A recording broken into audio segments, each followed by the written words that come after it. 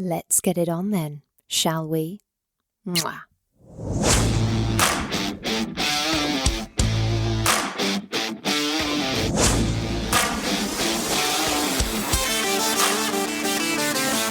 Welcome to Sex on the Peach, your weekly hump day dose of everyone's favourite untalked about topic, sex. Let's get honest, let's get open, let's get comfortable, and let's get into this week's show.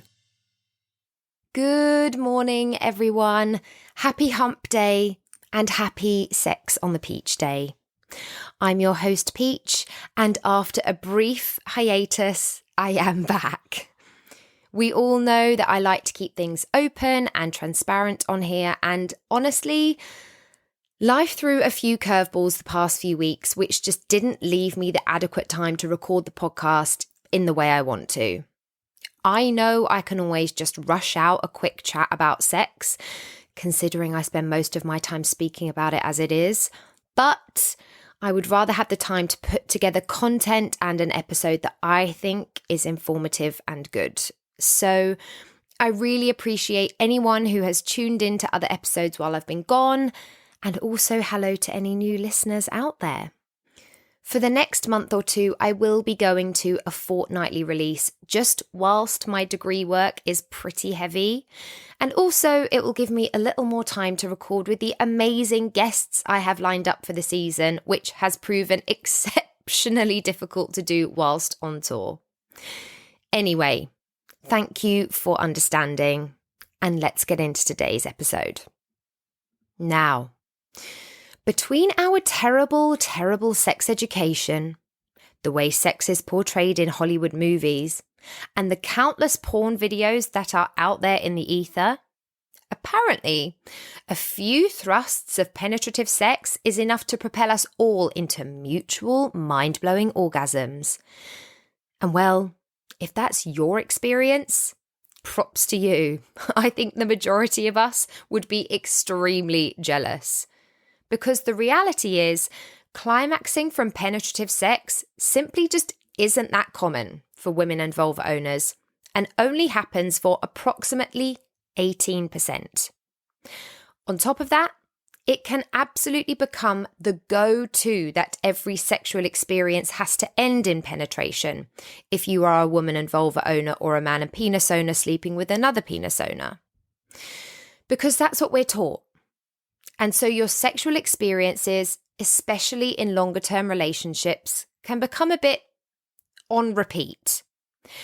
And because people aren't talking about it, half the time it means people don't even realize how many other ways there are to explore pleasure outside of this. So today, we're going to look at all of those other options, and even look at the suggestion of taking penetration off the sexual menu for a little while, to allow yourself some space to explore all of those other options.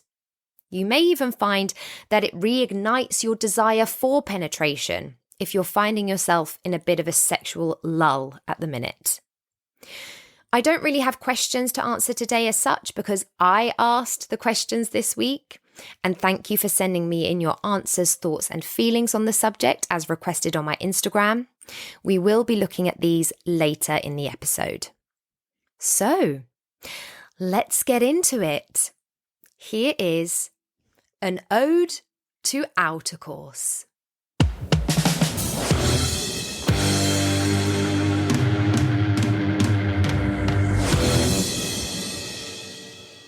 Okay. So let's talk about the word sex. There is a huge, huge misconception that only penetration qualifies as real sex, which is quite frankly bullshit. Not everyone always enjoys or wants penetration. A lot of people do not orgasm from it. That's not to say that they don't enjoy it. But it certainly isn't living up to what we were told it would in movies and TV shows. Now, this episode may seem like it leans to a more heteronormative angle, which I can appreciate it is, especially as that is the basis of the sexual education the majority of us received. However, in season 1, my friend Kush, a male and penis owner who has sex with other men and penis owners, came on the show to speak about what it means to be a male who identifies as gay and doesn't get pleasure from penetration. This isn't a purely heterosexual issue. It is also incredibly offensive to women and vulva owners who have sex with other women and vulva owners to suggest that because we may not be engaging in vaginal penetration, that we aren't engaging in sex. Sex is an entire universe of options. Sex is whatever you want it to be with your partner or partners or yourself. It's playtime. It's pleasure. Sex is actually an all-encompassing thing. And there are so many language issues with everything surrounding the sexual space. One of these being that we preface it with other words such as oral sex or anal sex, and then leave the singular word sex to allude to intercourse or penetration. Now, listen, let's take a second for a little disclaimer. I am not here to say that sexual penetration is not good. I am here for it. I love it. I am all about that sweet, sweet penetrative sex. I'm sure lots of us do and lots of us are. Like, penetrate me right up, hun, but do I want every sexual encounter I ever have to end that way? No, I do not. And that's no reflection on anyone I ever have sex with. That doesn't mean that the intercourse we have is not rocking my whole world. I'm just a very, very restless gal. And if anything gets a bit too repetitive, I start to lose my way a little. Variety is absolutely key for me. Because even if we are engaging in all of the foreplay activities, we're almost told that everything happens in a specific order. And therefore, every time we engage in sexual activity, we should be following that pattern. Kissing, getting handsy, maybe some oral, and then bang, penetration time. And that's a gorge little rhythm. But sex is way more interesting than this. It's way more explorative than this. We just weren't taught. So today we're going to talk about all of the other types of non-penetrative sex there are for you to engage in, which will hopefully open up the doors for some less conventional sexual experiences and allow you the space to find new things that work for you and your partner or partners and bring you all the more pleasure, more intimacy, more connection, and more orgasms. And you will probably find that mastering outercourse makes for better intercourse altogether. There are so many different types of touch out there for us to discover, and it's so incredibly limiting and reductive to consider sex as one act. Especially as the real reason penetrative sex is revered as the ultimate sex act is because it's the one that can cause procreation. It's not even really anything to do with pleasure. And I mean, it really isn't. Because again, I love penetration, but it is a sex act that results in only 20%-ish of vulva owners having an orgasm. And even then, it's rarely every single time. I can orgasm through both clitoral and vaginal stimulation, but the latter took some work, and it is so much less frequent. And because of how we are taught and the way things are explained to us, mostly via the media we consume from an early age, it means that penis owners can sometimes take offense to that and feel like there must be something wrong and that their penis isn't giving magic orgasm wand vibes that apparently James Bond is giving to all of his sexual partners. But actually, isn't it a good thing that there are so many other parts of your body that are also able to give pleasure?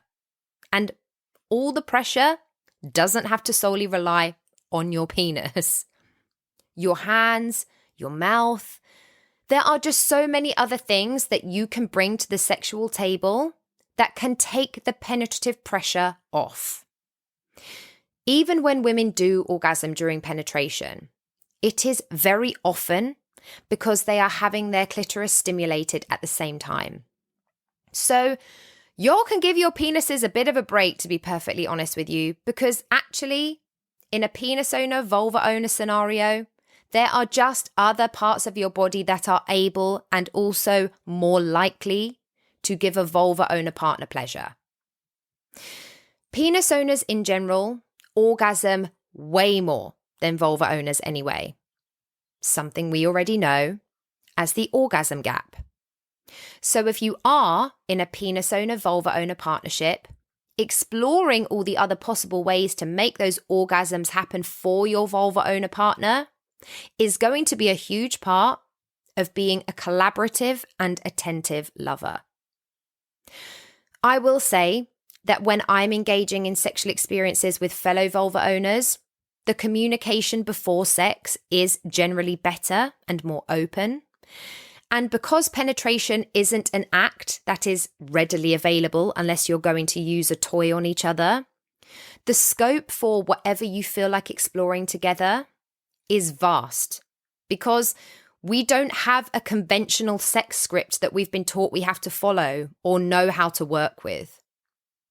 So let's just keep expanding our definitions and interpretations around what sex is and can be, and what you can look at exploring if you took penetration off your sexual agenda for just a little while, which is something I have seen more and more sex therapists recommending people to do, especially if people are in long-term relationships and just need a little reset or refresh and to stop going through the motions. So let's look at your outer course options. Now, I've mentioned this before, so you don't need me to tell you twice about how obsessed I am with a make-out session. I will make out like a teenager for way too long. I do not even care. In my opinion, kissing just does not get anywhere near enough time or attention. It deserves it, and a steamy, intentional make-out session is the absolute one. Like, allow that to have some time. Sure, get your hands a little bit involved, but actually pay attention to the kissing. It's one of the things that we do the most because it's something you can get away with doing in public, but it can be so easy for kissing and making out to move away from being intentionally sensual and become a bit of a fleeting thing. But once you start getting the neck, the shoulders, the collarbone, all of those sensitive little surrounding areas involved, forget it. Come at me, you little vampire. I will wear a hickey with pride. Just allow it to have its time and don't speed past your makeout sessions. It can really help to build intensity and intimacy. Play around with pressure and with touch. I mean, hell, get yourself some ice and play around with temperature. You can lick, you can bite a little bit, you can suck a little bit. This isn't a boring thing. Like, obvs, I'm all about the genitals, of course.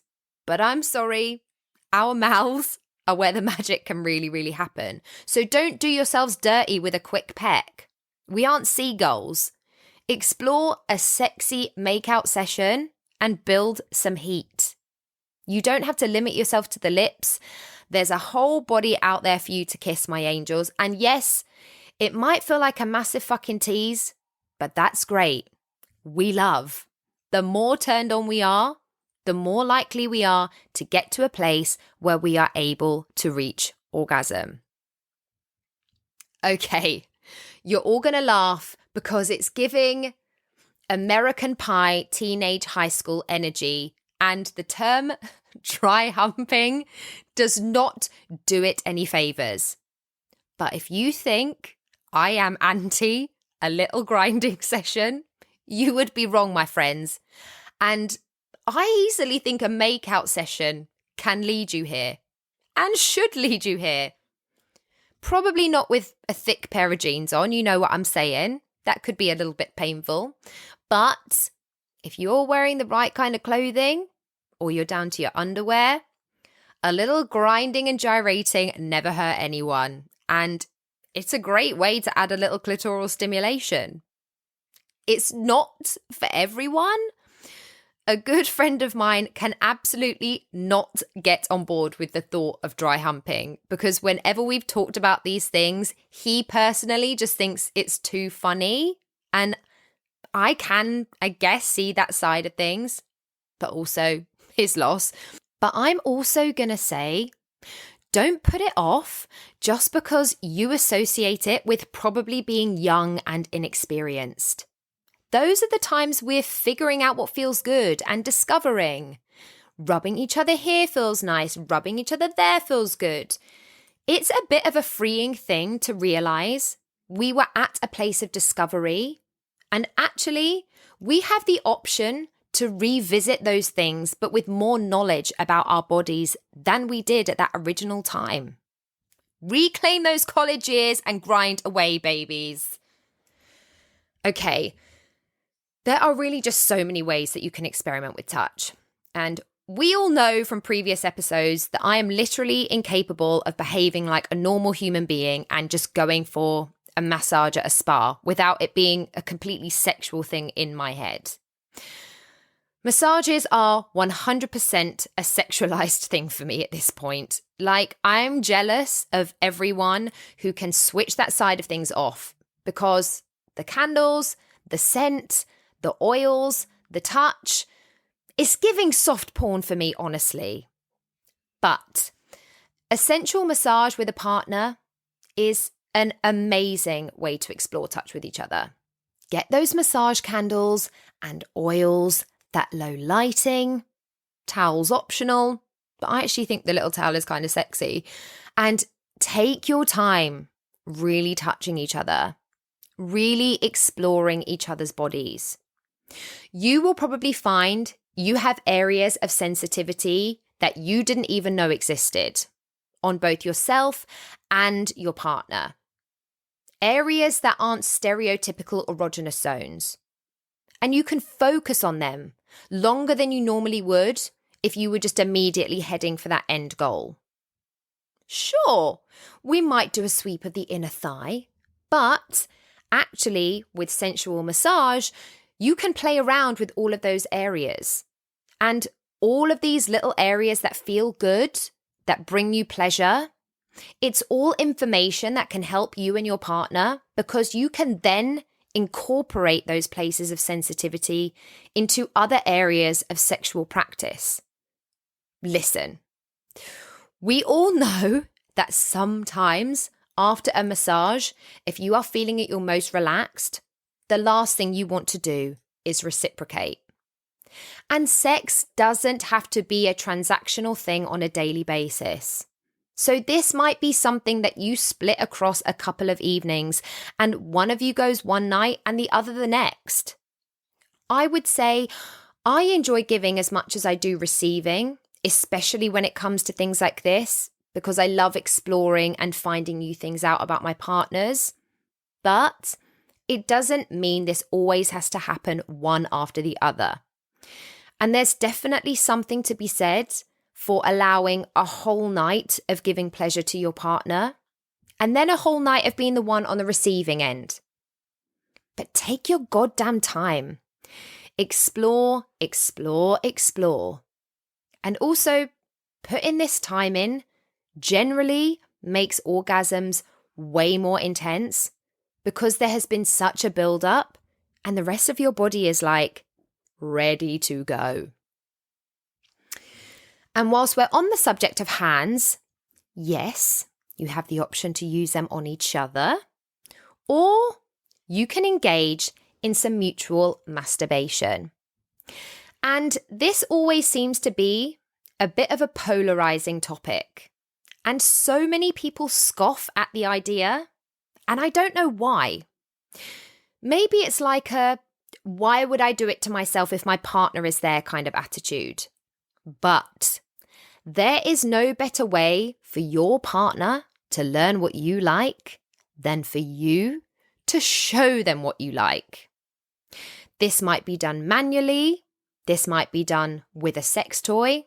Whatever you want. The floor is open for you to explore as you choose. But I think it's hot to see my partners get themselves off.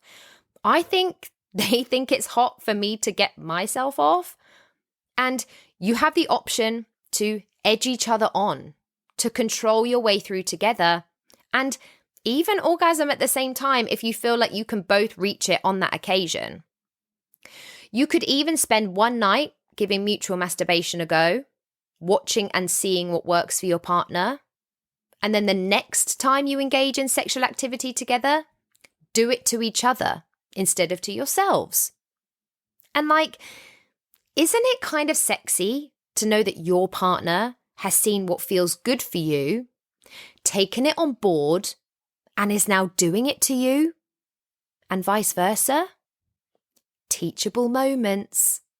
But seriously, I'm all for the mutual masturbation. It doesn't have to be a show or some awkward thing. Talk it through with your partner. Relax and experience it together as a collaborative thing.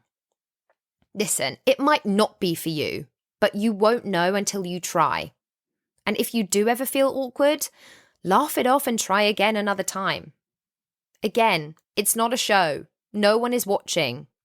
Unless, of course, that's your thing. But just get creative and let yourself step outside of your comfort zone for a hot second. It's your body and you can do what you want with it. And there shouldn't actually be anything more comfortable than that. Now, I did an episode a few weeks ago, which is a very, very comprehensive guide to sex toys. And these are a fantastic way to explore and take a teeny tiny break from penetration. There are so many toys out there now for both vulva and penis owners. And again, you can use them on yourselves, you can use them on each other, and they can be a great way to bring each other to climax if you have had an evening of making out, of grinding, of sensual massage. And I know I say it pretty much every time I talk about toys, and I will continue to do so. But please remember, they are friends, not threats. They are assistants, not competition. Our genitals do not vibrate. As much as we would all love them to, they just don't. And these vibrations and sensations that we can get from toys can just set off even more of those precious thousands of nerve endings that we've got going on down there.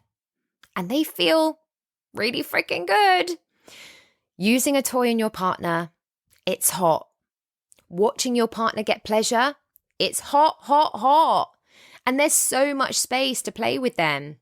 If you both find a toy that you love and you can use them on each other, you can take it super slow. You can tease each other. Again, you can edge each other. You can probably tell that I'm a fan of edging, even though it does make me want to kill at the same time.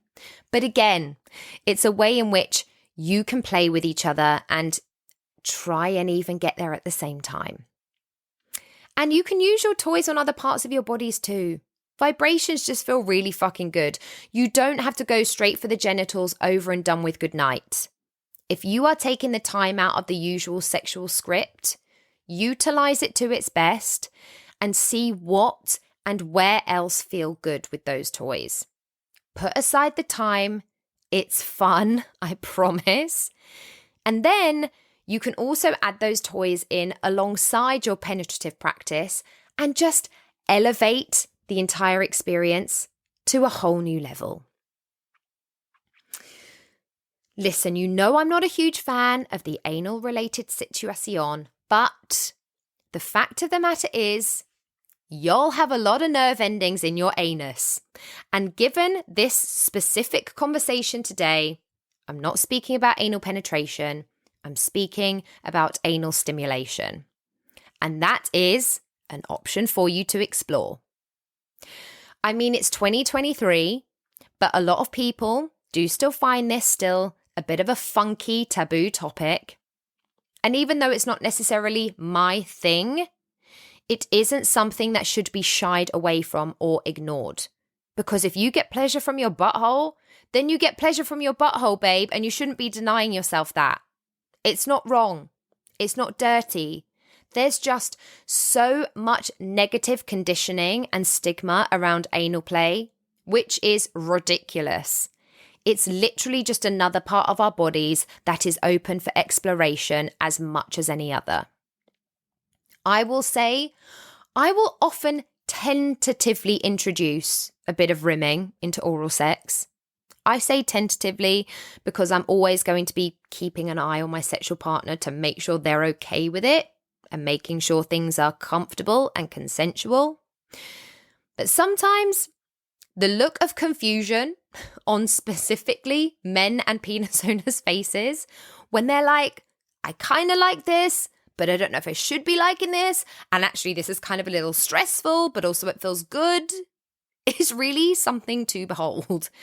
Like, it's okay to like someone's mouth on your asshole. I get it. We all worry about cleanliness and hygiene. But that aside, once that's sorted, if it feels good, it feels good. And that's okay. You can also try massaging it with your fingers. I would always recommend using lube if you want to do that, just to enhance the sensation. But it's something to play around with and see how you go. It can be erotic. It can be intimate. And again, it's just sexy to watch your partner experiencing something that feels good.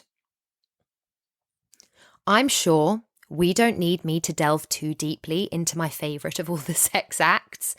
But here we go. Live by the oral, die by the oral. And actually, if we rewind back to season 1, when we looked into the UK's favourite sex positions, it's interesting that number 2 was the 69, because that, as we know, is a penetrationless position. But clearly, a lot of us are here for that oral. Now, if oral is something you normally take a little pit stop at on your journey to good old intercourse intersection, stop right there and back it right up. Now, I'm going to do an episode solely dedicated to oral sex because surely it has to be done. But for now, let me say this.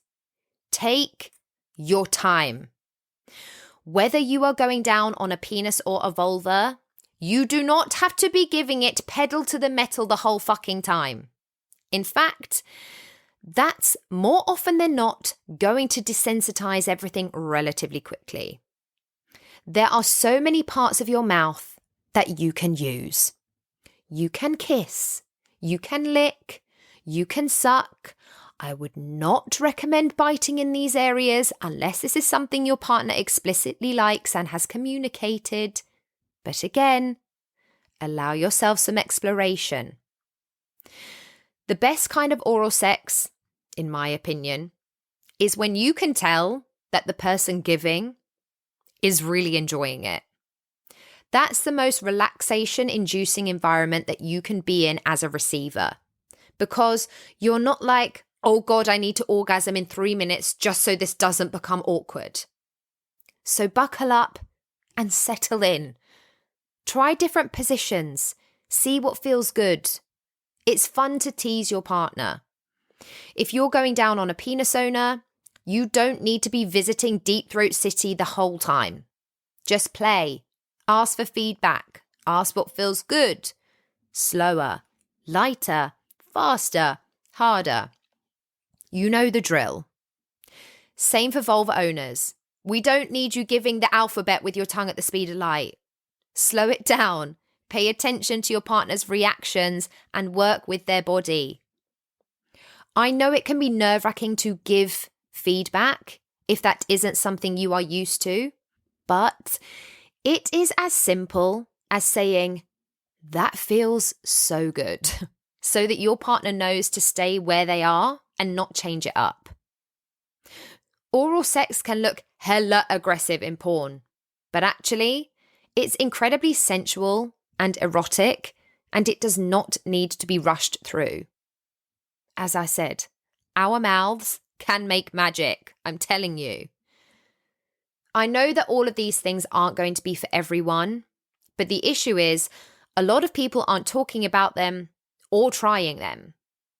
I know a lot of people are giving oral sex, but it always seems to be as a means to an end.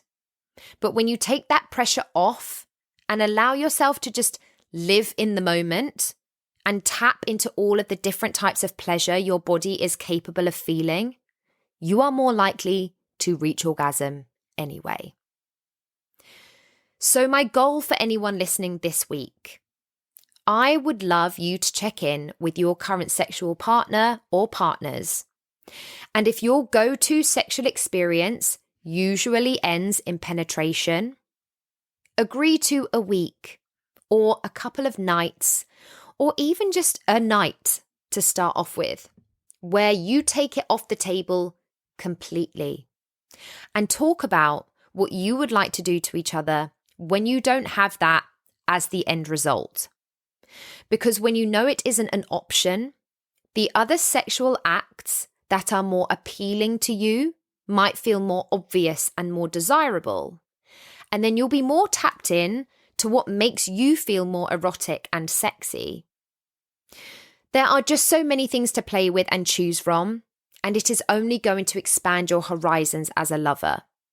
And it can enhance your intimacy and your connection with your partner. And if it makes you miss penetration and desire it more, that can only be a good thing. So as mentioned at the beginning of the episode, this wasn't really a question-based one because I posed some questions to you via my Instagram and asked you to send me your thoughts. Now, towards the beginning of season 1, I put out a would you rather, which was, would you rather only foreplay and no penetration, or only penetration and no foreplay? And from women and vulva owners, the answer was overwhelmingly only foreplay, no penetration, which orgasmically makes sense. But it's one of the reasons I did this episode today, and also the reason I asked the questions that I did, which were: do you feel like every sexual encounter you have has to end in penetration? How much pleasure do you get from penetration? Do you feel like there is more focus on penetration or intercourse than the other areas of pleasure available? Do you get bored of penetrative sex? How much time do you spend on what we would call foreplay versus penetration? I asked that as a general because obviously every sexual encounter can be different, but do you feel you rush through foreplay to penetration or vice versa? And specifically to women and vulva owners, are you mostly orgasming before, during, or after penetration? Given what we know regarding statistics of women and vulva owners orgasming through penetration alone, this one was important to me. Now, as per usual, in general, the responses were overwhelmingly from women and vulva owners. Penis owners, where you at? Come on, let's do this together. I need you too. But they were also fairly varied, which is actually really cool, but also surprising given the previous Would You Rather results. So I'm just going to read out some of the answers and thoughts that I got. I wouldn't say I feel it has to end in penetrative sex, but personally, I always feel like I want it to. After a while of foreplay, I get very restless for penetration. So yes, I would say that I get enjoyment from it, but I would say an equal amount of pleasure from both. I just like a lot of variety. I hear you, girl. I'm the same. Not really. I would actually say I have experienced conversations that is more on the penetrative side of things. I often find I'm the one bringing foreplay to an end, and the men are usually the ones sticking around for more. Cute. All of that being said, I do feel I sometimes rush myself into the penetration side, and then if there isn't enough variety with positions or engagement, I do get bored and then start begging my partner to come. Engagement, V important. Orgasms, all three, but also sometimes only one and also sometimes never, of course. There's definitely pressure to have every heterosexual interaction end with penetration. However, when I, female, masturbate, that very rarely includes penetration. I mostly focus on clitoral stimulation, and I wish my partner spent more time on oral sex instead of putting so much emphasis on penetration. Time to have a little chat, I think. I can orgasm through penetration alone, but I much prefer clitoral orgasms. I don't really orgasm. Honestly, worry that my vagina is broken. I would happily never have penetrative sex again. I only really enjoy oral sex, but I know my partner likes it. I just wish it didn't always have to end that way. My partner always makes sure I orgasm first, which I appreciate and am grateful to have an attentive partner. However, sometimes I'm super tired after an orgasm, and then to have intercourse feels like a bit of a chore. It can, I hear you. I think I must be the only person who can't orgasm without penetrative sex. Fingering and oral does nothing for me. I prefer oral sex to penetrative sex, but I feel like it just goes between those two things. Okay, so I guess I have some of the 18% in these responses, and honestly, I'm fucking thrilled for you. And I love a varied response because it just confirms how different sex is for all of us. It's not a one-size-fits-all model. We are all living completely different experiences of sex and pleasure, and that's amazing. A lot of responses were shorter, such as just answering before, during, or after in regards to when you are orgasming, or not at all, which is not my favourite for you, but also it's okay. There's nothing wrong or weird or broken about you. It just means we haven't found exactly what works for you yet. And I meant to say this earlier, but we especially need to do away with the idea that a vaginal orgasm is superior to a clitoral orgasm. Because what the fuck is that? Absolutely not.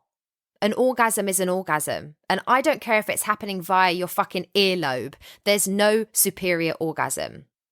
But for all of those who aren't experiencing orgasm yet, I would like to encourage some time with yourselves, a little self-exploration. If it's something that's still relatively new to you, please be patient with yourself and don't think we are all just going around orgasming constantly. Our bodies take time to figure out. If it feels weird, take a breath and come back to it. Try touching yourself in different ways and different places and focusing on where feels good and where feels meh. And then you will feel more confident offering that information to a partner. But just allow yourself some time. There's no rush, and don't get in your head about it and convince yourself you're incapable of orgasm. Our biggest sexual organ is our mind. And so you won't be able to get there if you don't allow your mind to go there. And definitely don't tell yourself your vagina is broken if you can't orgasm through penetration, because you are in the very, very large company of 82% of other women and vulva owners. But as I can see from a lot of the thoughts and answers that came my way, I certainly think that it could be at very least fun to try taking penetration off the table for a hot second and just see what comes from it. And even for those of you who are more about intercourse than outer course, it might be an opportunity for you to enhance all of those other areas of your sexual experience. After all, we're here to explore and to play, right? If you are in a vulva owner penis owner relationship and you're having to break this news to your penis owner partner, feel free to blame it on me. Let's call it Peach's penetration pause. They might not be thrilled about it at first, but actually, when they're at the end of a sensual massage and a banging blowjob, or feeling smug at the end of a night of giving you some newfound pleasure, I'm sure they are going to feel just fine about it.